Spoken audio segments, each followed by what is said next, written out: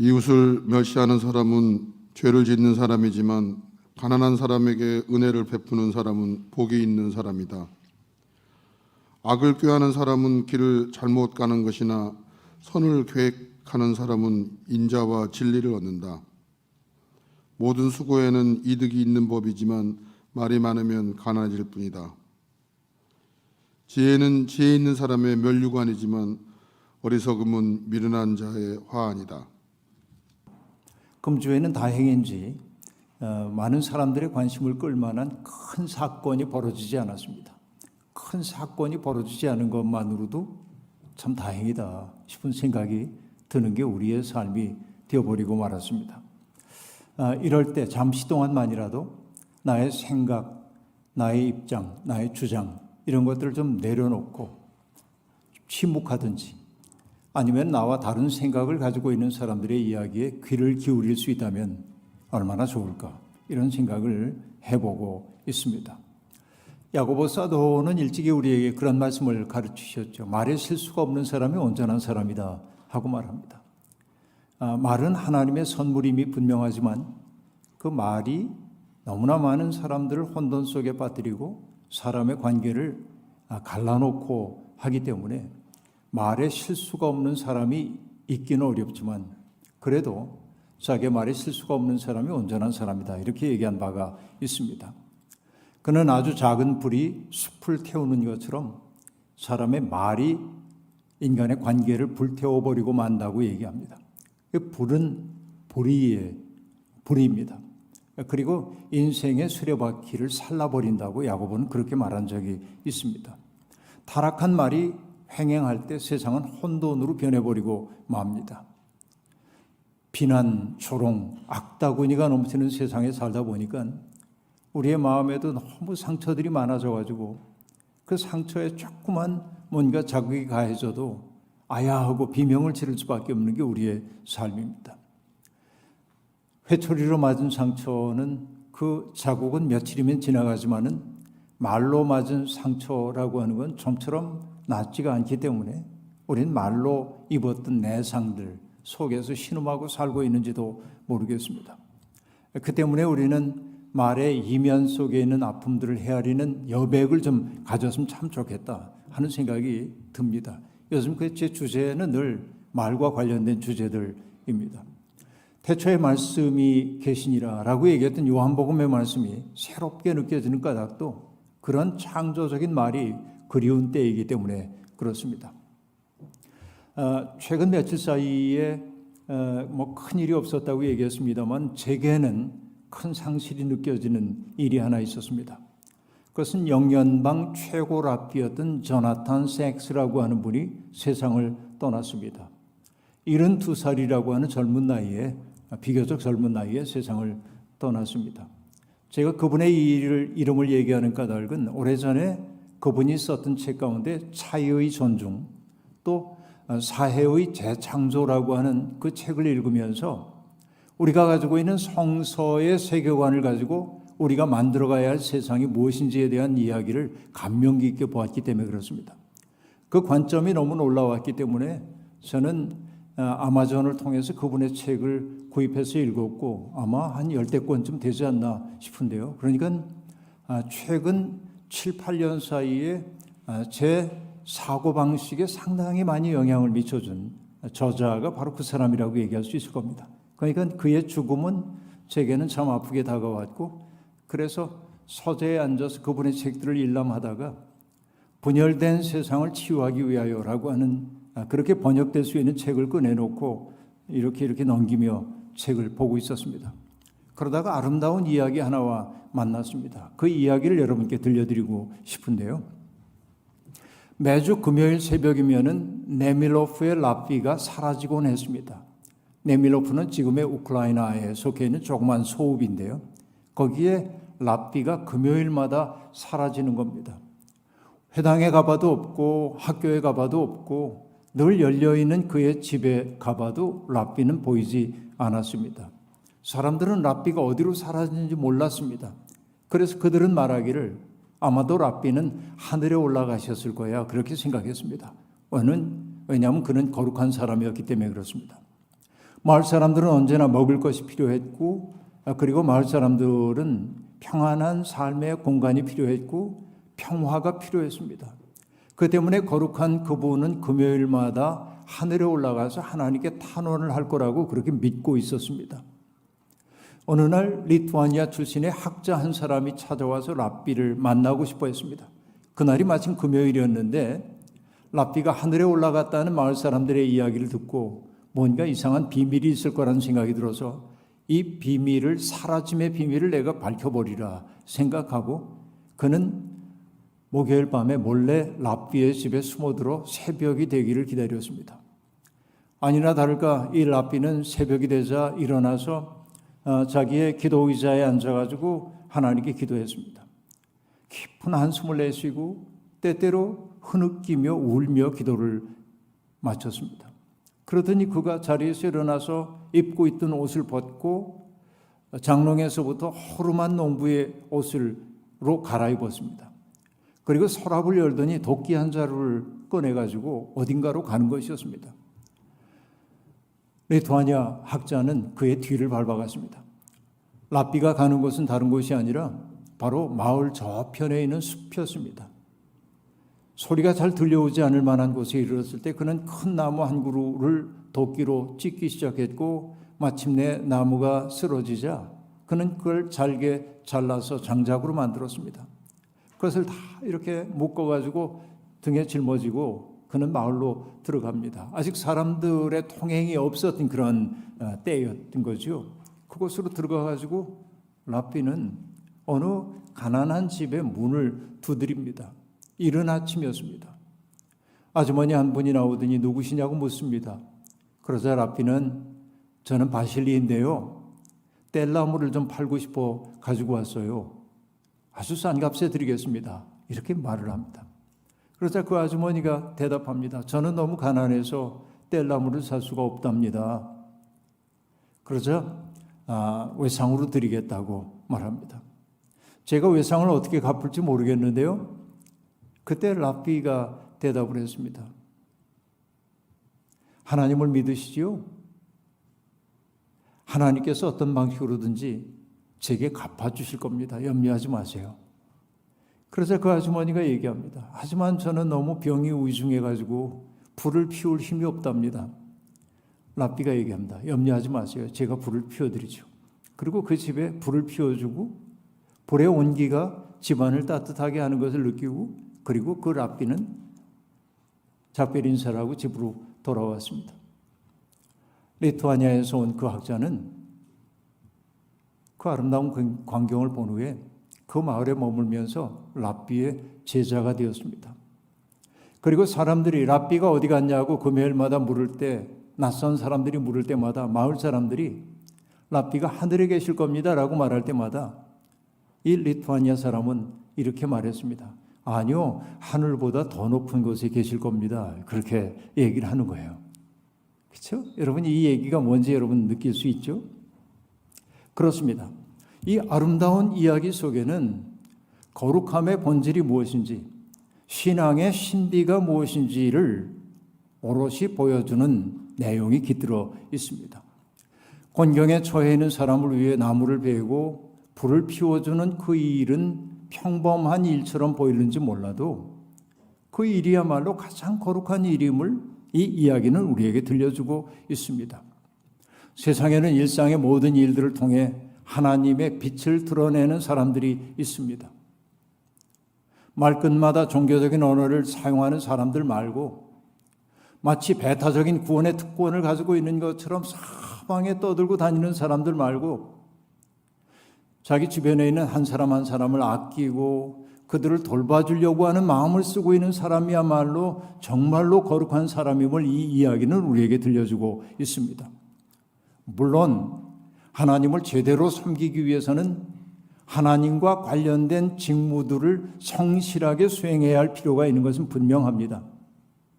그러니까 우리가 성찬식을 행할 때도 함부로 행하면 안 되고 세례식을 베풀 때도 함부로 하면 안 되고 정말 잘 준비한 의례를 치러야만 하는 게 분명합니다. 하지만은 참된 신앙과 거룩한 삶이라고 하는 것은 우리가 살고 있는 비근한 일상 속에서 배어나와야 하는 것입니다. 그러니까 내가 잘 알고 있는 사람들, 교회 다니는 사람들끼리의 관계 속에서만 나타나는 것이 아니라 나를 아는 사람이 단 한 명도 없는 곳에 가더라도 나는 기독교인다워야 하고 나는 하나님의 빛을 드러내는 사람이 될 때 비로소 나는 경건한 사람이라고 말할 수 있겠다. 스스로가 경건하다고 말할 수 없지만 하나님을 상기시키는 사람이 될 때 우린 비로소 믿음의 길에 접어들었다. 이렇게 말할 수 있겠다는 얘기입니다. 그렇죠. 내 이웃들이 하나님이 소중히 여기는 존재임을 알아차리고 그리고 내가 살고 있는 이 세상이 하나님이 거주하시는 곳임을 우리가 절감하며 산다고 한다면 우린 조심조심 살 수밖에 없고 사람들을 귀히 여길 수밖에 없는 거죠. 나와 생각이 다르다고 누군가를 배제하고 혐오하고 이런 것들은 믿음의 사람들이 할 수 없는 일이에요. 우리 자꾸 반성을 해야 합니다. 그래서 정말 받아들이고 존중하고 그렇죠. 아껴줄 줄 아는 마음이 있어야 돼요. 그래서 여러분 성경의 일관된 메시지입니다. 이것이. 그래서 오늘 읽었던 본문 말씀은 어떻게 얘기합니까? 이웃을 멸시하는 사람은 죄를 짓는 사람이지만 가난한 사람에게 은혜를 베푸는 사람은 복이 있는 사람이다 라고 말합니다. 여러분 멸시하다라고 하는 말은 천하게 보는 거죠. 깔보는 거죠. 그렇죠. 낮춰 보는 거죠. 멸시하는 것은 없는 사람 취급하는 것이 멸시하는 것입니다. 그렇죠. 우리들도 멸시하는 시선 앞에 서본 경험이 있죠. 누구라도. 그 시선을 잊을 수가 없잖아요. 내가 멸시당하고 모욕당하고 있을 때 말이죠. 내가 없는 사람인 것처럼 여겨질 때 얼마나 속이 상합니까? 그렇죠. 그러니까 그 경험이 이런 잠언에 나오는 지혜의 말을 던져주고 있는 겁니다. 미국의 소설가인 랄프 앨리슨이라고 하는 사람이 많은 글을 쓴 사람 아닌데 그가 썼던 글 가운데 매우 재미있는 보이지 않는 사람이라고 하는 소설이 있습니다.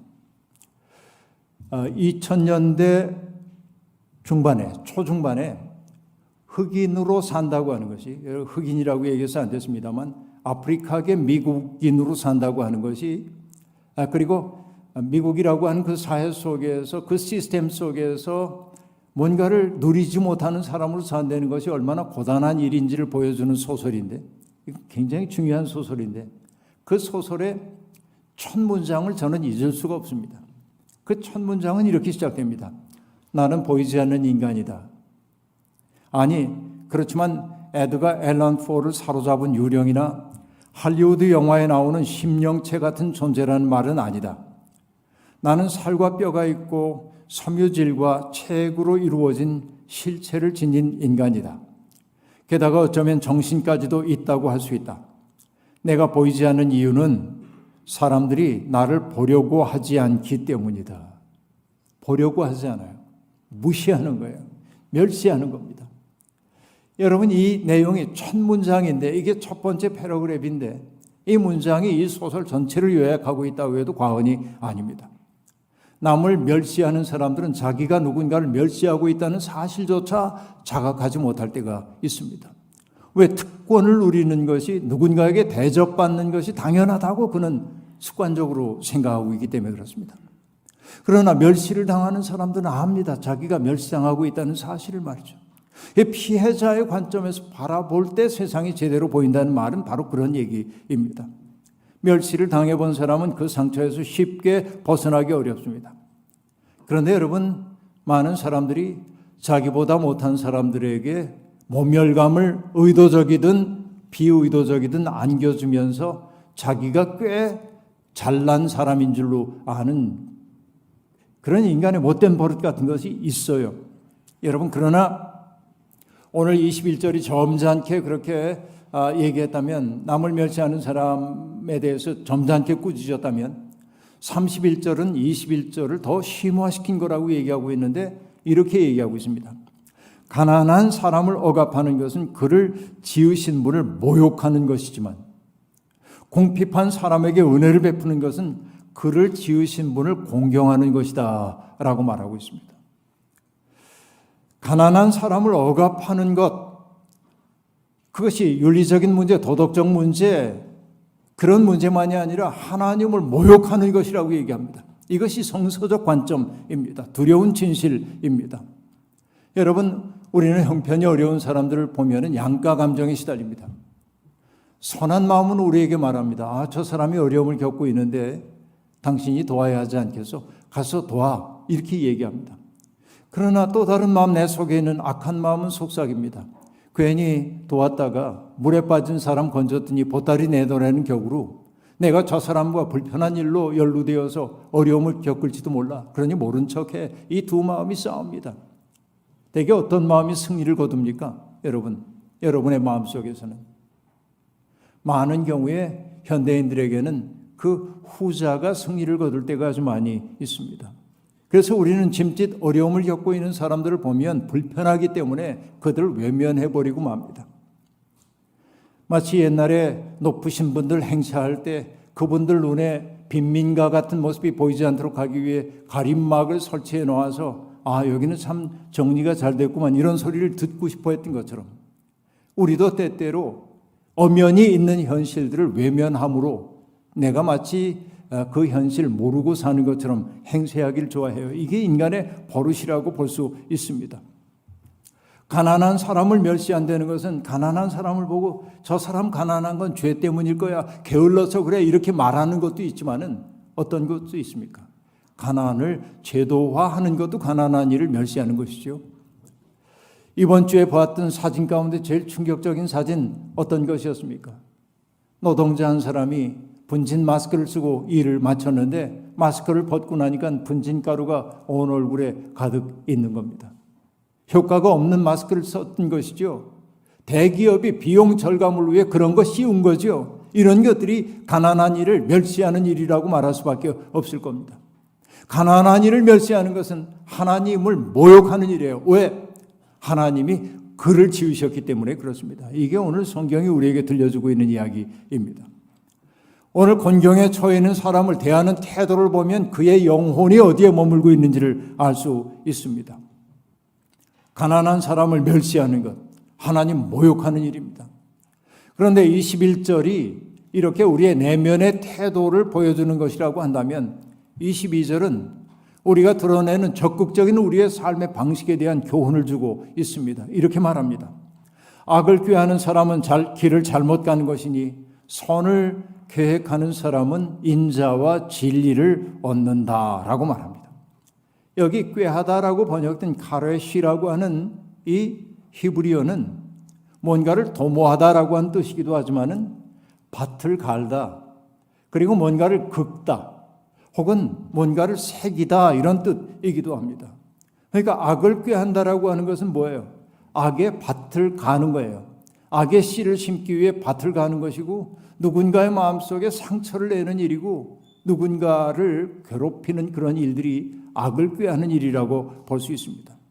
여러분, 우리의 마음을 악이 지배하게 될 때 악이 처음부터 우리의 마음을 지배하지는 않습니다. 악은 언제나 작은 씨앗의 형태로 우리 속에 심겨지게 마련입니다. 악은 조그만 씨앗의 형태로 우리 속에 들어와요. 그리고 점점 자라나기 시작하는 겁니다. 생트 엑스페리가 썼던 어린 왕자라고 하는 책에 보면은 어린 왕자는 자기가 살고 있었던 B612라고 하는 그 조그만 그 행성에서 날마다 했던 일이 무엇입니까? 화산이 분출하지 않도록 분화하고 청소해주는 일, 그리고 그 조그만 별에 바오밤 나무 씨가 떨어지면 별이 깨지게 생겼으니까 싹을 열심히 살펴서 바오밤 나무에 싹을 뽑아내는 거, 이런 것들을 하잖아요. 우리의 마음에도 악의 씨가 뿌려집니다. 그리고 이게 자라가지고 점점 형태를 갖추기 시작하는 순간 악이 우리를 확고하게 사로잡기도 합니다. 이것이 여러분 성경에서 얘기하고 있는 가인과 아벨 이야기입니다. 가인이 아벨에 대한 질투 때문에 아벨을 죽이려고 하는 마음을 품게 될 때 하나님이 가인에게 하셨던 말씀이 무엇입니까? 이렇게 얘기하잖아요. 내가 올바르지 못한 일을 하였으니 죄가 너의 문 앞에 도사리고 있느니라 라고 말합니다. 죄의 소원은 내게 있지만 너는 그 죄를 잘 다스려야 한다라고 말하죠. 올바르지 못한 행위, 그것은 무엇입니까? 형제를 미워하는 거예요. 형제를 질투하는 거예요. 형제의 기쁨을 나의 기쁨으로 받아들이지 못하는 것이 바로 죄악입니다. 바로 이것이 악을 꾀하는 것이에요. 그를 멸시하고 비전제로 만들려고 하는 유혹, 바로 이것이 바로 악을 꾀하는 것이라고 볼 수 있는 것이죠. 자꾸만 그 마음의 싹을 우리 속에서 도려내야 합니다. 그런데 여러분 어때요? 우리의 마음속에서 그런 악한 마음이 자꾸 도려내지던가요? 그러고 싶지만 못 그러지요. 우리에게 필요한 것은 그래서 성령의 도우심입니다. 성령이 말할 수 없는 탄식으로 우리 속에서 우리를 위해 하나님께 빌어주실 때 우린 비로소 그런 내면의 힘을 얻을 수 있어요. 그 때문에 여러분 바울 사도가 쉬지 말고 기도하라고 했던 것은 날마다 중얼중얼 기도하란 말이 아니고 우리의 마음이 성령의 은혜 안에 있기를 구하라는 말이에요. 그럴 때 우리는 비로소 내 속에 있는 악의 씨앗을 뽑아낼 수가 있다 하는 그런 얘기입니다. 여러분, 하나님을 경외하는 사람은 늘 여러분 선이라고 번역된 토부라고 하는 걸 기획해야 합니다. 토부는 도덕적인 선을 뜻하기도 하지만은 우리의 감정적으로 좋음을 뜻하기도 하고 아름다움을 뜻하기도 합니다. 하나님을 경외하는 사람은 아름다움을 추구해야 돼요. 하나님을 경외하는 사람이라고 한다면 여러분 좋은 관계를 만들어 가야 합니다. 여러분 하나님의 은혜 속에 있는 사람들의 삶은 어떠합니까? 아름답고 자유롭고 선합니다. 그렇죠? 선은 어떤 것이 선입니까? 우리 자신을 누군가에게 기꺼이 선물로 내주려고 하는 마음이 바로 선입니다. 다른 사람에게 수모를 안겨주려고 하는 사람들이 넘치는 세상에 살지만 나는 그렇게 살지 않겠다고. 오히려 그들 속에서 선하고 아름다운 것을 발견하려고 마음을 품고 사는 것. 이것이 여러분 하나님이 기뻐하시는 마음입니다. 예수님이 제자들을 부르실 때 그 소명 이야기에서 제 마음을 언제나 뜨겁게 만드는 사실이 하나 있습니다. 그건 이런 겁니다. 갈릴리에서 어부 생활을 하고 있었던 베드로, 사실은 시몬이라고 하는 이름을 가지고 있었죠. 시몬이 그의 본 이름입니다. 정말 억압자들에 의해 착취당하고 억압당하고 그렇죠. 물고기 잡아올리는 고된 노당에 시달리고 있는 그의 마음속에 얼마나 시대에 대한 울분 같은 것들이 있었겠어요. 그리고 사람들에게 불친절했을 가능성도 있습니다. 그러나 주님이 시몬을 보셨을 때 뭐라고 얘기합니까? 시몬아, 이제부터 나는 너를 베드로라고 부르겠다. 그렇게 말해요. 베드로는 뭡니까? 반석입니다. 하나님 나라의 반석 같은 것이 그 속에 있음을 보시고 그것을 호명해 내심으로 시몬은 베드로가 될 수 있었습니다. 냉소주의자였던 나다나엘을 바라보면서 나사렛에서 무슨 선한 것이 나와 이렇게 냉소하던 나다나엘이 당신 앞에 오는 것을 보고 주님 뭐라고 얘기하십니까? 이는 참 이스라엘 사람이로다. 이 사람 속에 간사한 것이 없도다. 내 눈에는 냉소주의자만 보이는데 주님은 그 사람 속에 진실을 향한 열망을 보아내셨던 것이죠. 이게 주님이죠. 그것을 보고 호명해내시는 거죠. 이게 바로 뭡니까? 선을 기획하는 일이에요. 그렇게 살아야 된다는 거예요. 우리는 누구 속에서 그런 것을 보아낼 수 있는 능력이 우리 속에 있어야 한다는 겁니다. 우리가 그 마음 가지고 살 때 하나님이 우리에게 주시는 선물이 두 가지가 있어요. 하나는 인자함이고 또 하나는 진리라고 말합니다. 인자함은 여러분 잘 아시죠? 헤세드라고 하는 단어이고요. 진리는 에메트라고 하는 단어입니다. 헤세드는 언약의 바탕을 둔 사랑입니다. 하나님과 우리 사이에 언약이 맺어졌어요. 우리는 하나님을 나의 하나님이라고 하고 하나님은 우리를 나의 백성이라고 얘기합니다. 신실한 관계입니다. 때때로 우리는 하나님을 거역하기도 하지만은 하나님의 사랑은 우리에게서 멀어진 적이 없습니다. 이것이 헤세드입니다. 주님의 인자하심을 찬미해야 하는 까닭은 주님의 사랑이 우리의 관계를 지탱해 가고 있기 때문에 그렇습니다. 그런데 이렇게 선을 도모하는 사람에게 주시는 진리, 에메트라고 하는 것은 진리라고 번역될 수도 있지만 이게 꼭 이치처럼 느껴져서 어렵지만 사실 에메트라고 하는 단어는 확실성, 안정감 이런 뜻으로 번역될 수도 있습니다. 그러니까 선을 도모하는 사람의 삶이 확실한 거예요. 선을 도모하며 사는 사람의 삶이 안정된 거예요. 이게 중요해요. 믿음직한 거라고 얘기할 수 있습니다. 그는 자기 이익을 따라 초신하지 않기 때문에 스스로 확고하고 어지간한 바람 앞에도 흔들리지 않는 것입니다. 그래서 여러분, 선을 도모하는 사람은 확고히 선 사람이 되는 것이지요. 이게 오늘 성경이 우리에게 들려주는 얘기입니다. 히브리의 지혜자는 모든 수고에는 이득이 있는 법이라고 말합니다. 반면에 말이 많아지면 가난할 뿐이라고 또한 얘기하고 있습니다. 수고, 한자로 보면 고통, 쓰라림을 받아들이는 게 수고이죠. 여러분, 사랑은 수고를 동반합니다. 수고하지 않는 사랑이라고 하는 것은 진정한 사랑이 아닙니다. 그 수고는 마음씀도 있지만 내 몸이 따라갈 때 진정으로 수고하는 것이라고 얘기할 수 있겠습니다. 모든 수고에는 이득이 있다. 나의 욕망을 이루기 위해 수고하는 것도 이득이 있지만, 그러나 누군가의 좋은 이웃이 되기 위해 수고하는 것이야말로 진정한 이득이다. 오늘 이걸 가르쳐 줍니다. 말만 하는 것은 점점 우리를 가난하게 만든다라고 말하고 있습니다. 그런데 여러분, 우리 인생의 경험이죠.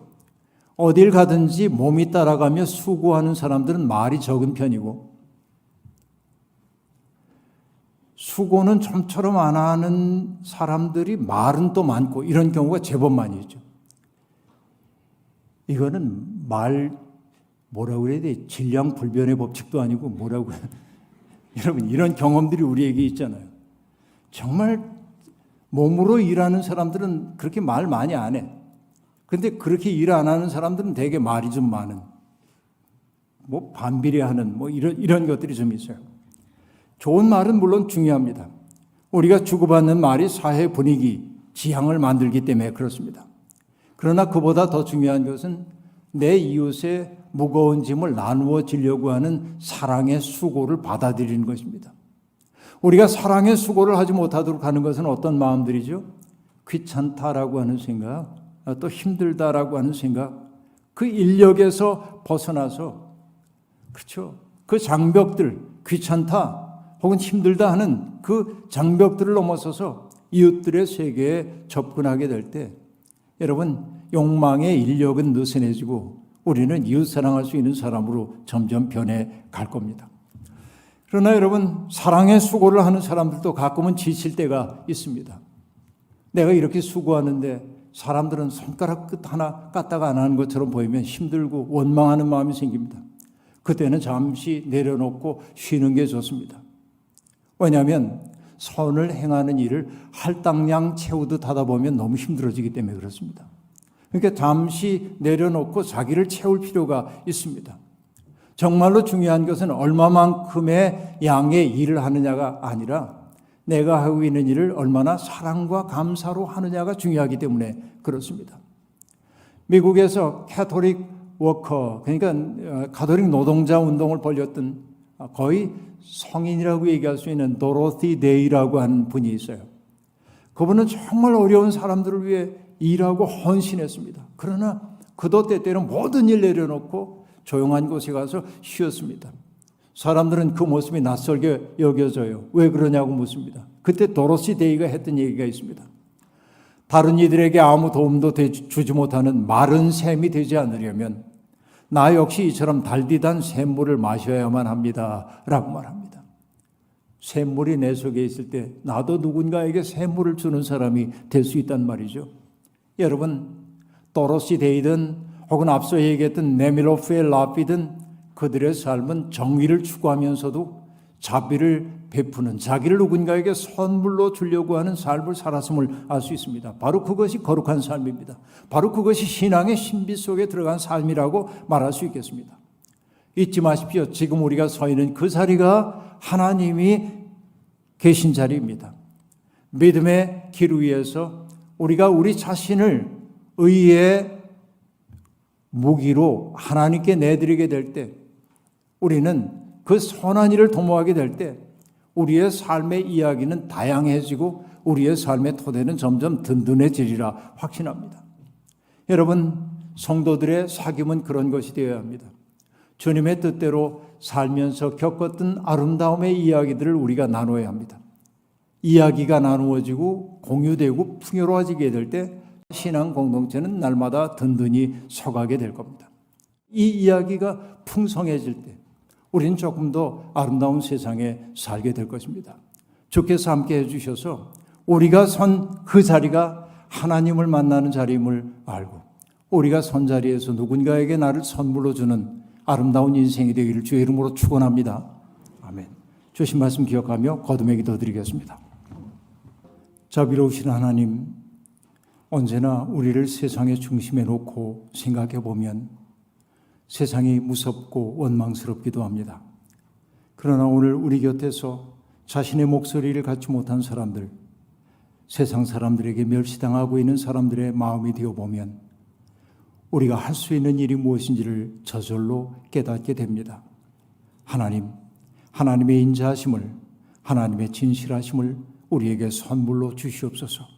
그래서 세상에 나아가 우리도 달디단 샘물을 마신 사람답게 목마른 사람들에게, 갈급한 사람들에게 생명의 생수를 나누어주며 살 수 있게 인도하여 주옵소서. 그리고 하나님, 우리가 게으른 사람 되지 말게 도와주시고 사랑에 수고를 할 줄 아는 사랑의 사람들로 날마다 변화되어 가도록 이끌어 주옵소서. 예수님의 이름으로 기도하옵나이다. 아멘.